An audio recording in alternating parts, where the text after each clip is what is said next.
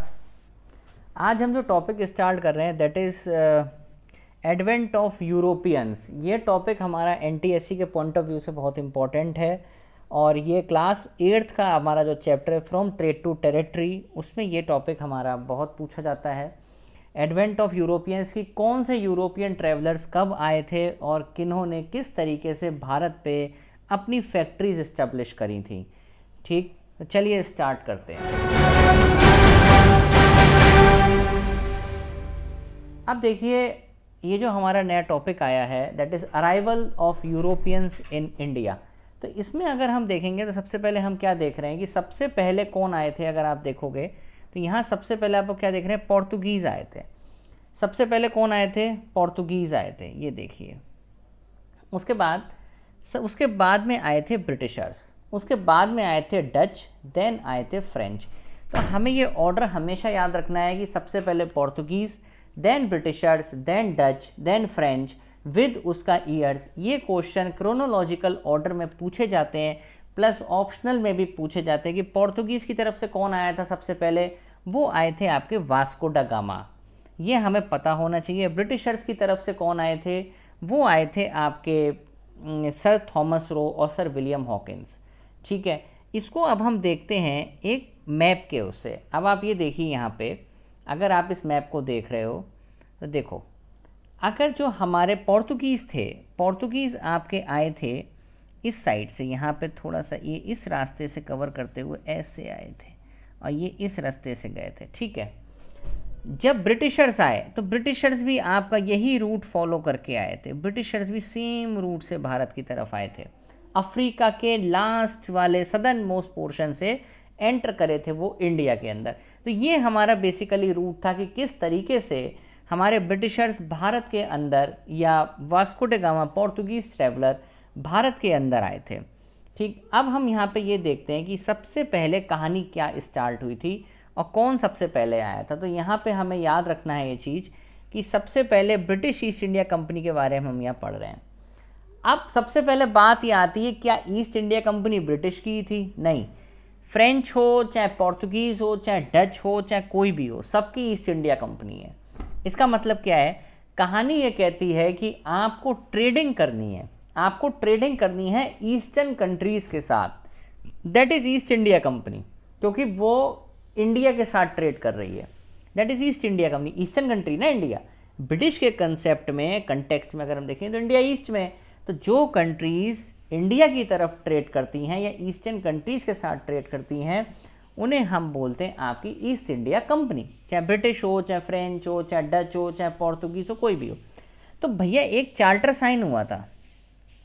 ये charter basically क्या है, एक लीगल डिक्लेरेशन है। ये चार्टर साइन हुआ था ऑन 31 दिसंबर 1600।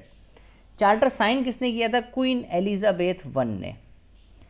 किसके साथ साइन किया था? ब्रिटिश ईस्ट इंडिया कंपनी के साथ साइन किया था। ये देखिए, इस चार्टर में बेसिकली क्या कहा गया था कि भैया ऐसा है, आप आराम से ईस्टर्न नेशंस के साथ ट्रेड करो।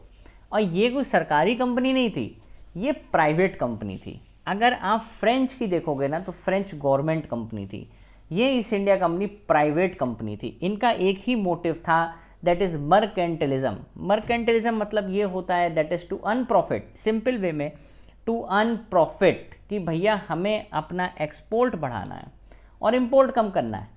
जिस देश का एक्सपोर्ट बढ़ता है उसका प्रॉफिट भी बढ़ता है।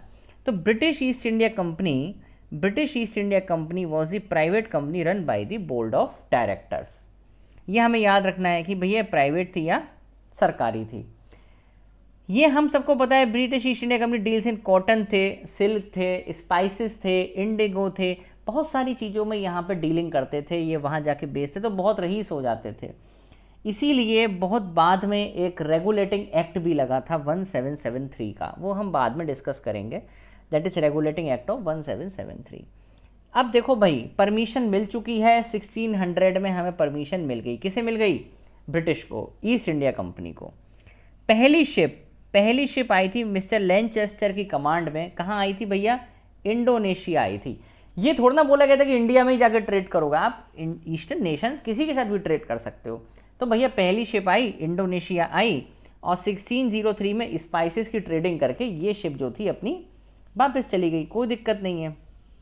ठीक, अब उसके बाद क्या हुआ, अब सबसे पहली कहानी यहाँ से स्टार्ट होती है आपकी। कहानी स्टार्ट होती है आपकी कि इन 1608 सर विलियम हॉकिंस, ये मोस्ट इंपॉर्टेंट है, इन 1608 सर विलियम हॉकिंस अराइव्ड सूरत। तो सबसे पहले यहाँ पे जो आए थे वो कौन थे, sir William Hawkins, most important. कहाँ आए थे, सबसे पहले सूरत आए थे। और कहाँ की शिप में आए थे, शिप का नाम था हेक्टर, और उस शिप पे कब्जा कर लिया था पोर्तुगीज़ ने। ये हमें याद रखना है कि उस शिप पे जो था आपकी हुकूमत हो गई थी पुर्तगालियों की, क्योंकि पुर्तगाली 1498 से भारत के अंदर थे, लगभग 100 साल से वो भारत के अंदर थे। ठीक, अब इसमें हम आगे चलते हैं और देखते हैं उसके बाद क्या हुआ था, कैसे फिर फाइनली हमें परमिशन मिली, ब्रिटिशर्स को किस तरीके से परमिशन मिली। अब देखो यहाँ हमें क्या देखना है कि भाई सबसे पहले ये क्वेश्चन आता है कि कौन मुगल एम्परर था जब सर विलियम हॉकिंस इंडिया आए। इस टाइप के क्वेश्चंस आपको मिलेंगे, तो आंसर इज जहांगीर। आंसर क्या है इसका, एक मिनट, जहांगीर। कि भैया मुगल एम्परर कौन थे, जहांगीर थे जब सर विलियम हॉकिंस भारत आते हैं।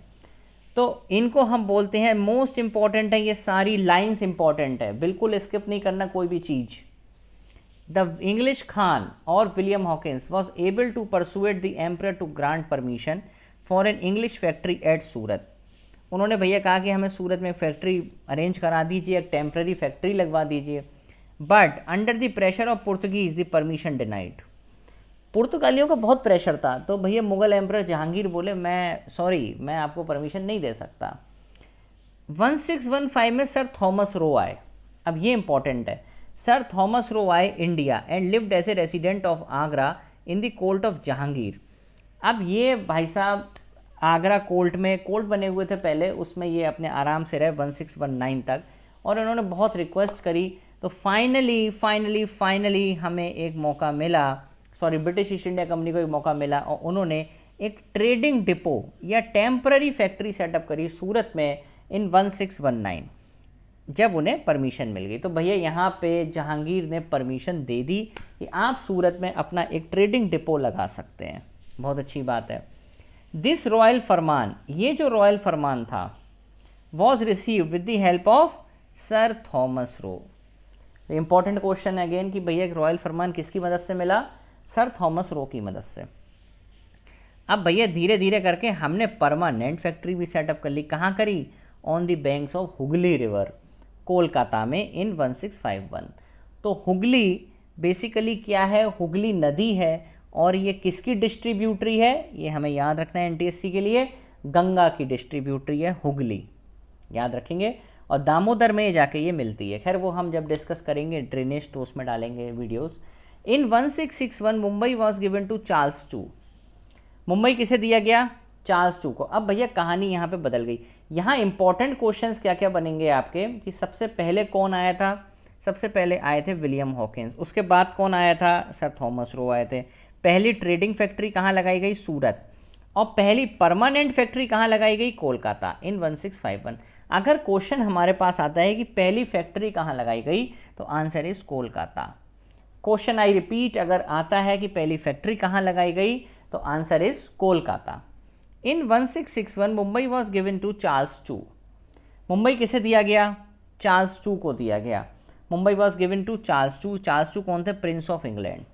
किसने दिया, पोर्तुगीज ने दिया, क्योंकि उसने किससे शादी करी थी, कैथरीना ब्रेगेंजा, जो पुर्तगाली थी। किंग चार्ल्स ने क्या करा कि भैया 10 पाउंड्स के एक रेंट पे, एनुअल पेमेंट पे, वो ब्रिटिश ईस्ट इंडिया कंपनी को दे दिया कि मैं इतने बड़े बम्बई का क्या करूँगा भाई, तुम रख लो अपने पास, मुझे नहीं चाहिए बम्बई। ठीक है, ये समझ में आया। इसमें ये चीज़ें बहुत इंपॉर्टेंट है, ब्रिटिश ईस्ट इंडिया कंपनी से जुड़े हुआ ये आपका पूरा मैटर है। एनटीएससी और अपने बेसिकली क्लास 8th में इससे बहुत सारे क्वेश्चंस पूछे जाते हैं। तो आई होप आपको ये वीडियो पसंद आई होगी।